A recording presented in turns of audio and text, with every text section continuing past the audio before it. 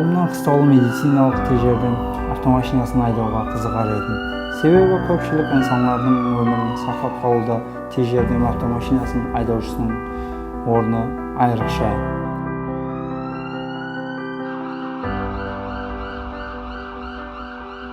Мен Балниязов Бердібек Орақбайұлы, Кегейлі районының Ózbekstan мәхәм жиында жасаймын. Жасым 24-те. 2019 жылы шаңырақ құрдым, бір перзенттің әкесімен. Үйімде анам, ажапам, зайыбым бірге жасаймыз. 2017 жылы Ташкент салық колледжін бітірдім, орта мағлұматыман. Қазіргі күнде жұмыссызбын, сондықтан Жасlar дәптеріне кіртілдім.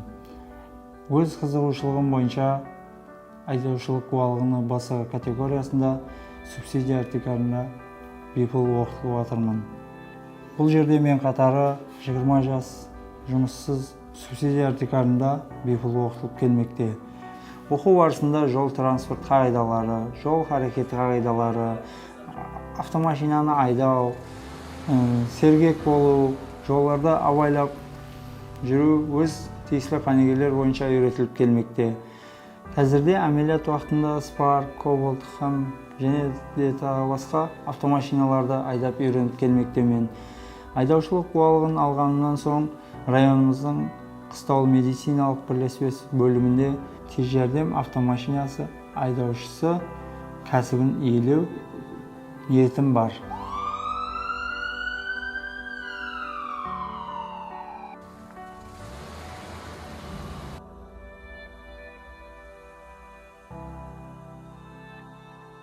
Жол транспорт құралдарын басқаруда жол қағидаларына әмел ету, сергек болу әрбір айдаушының міндетті вазифасы.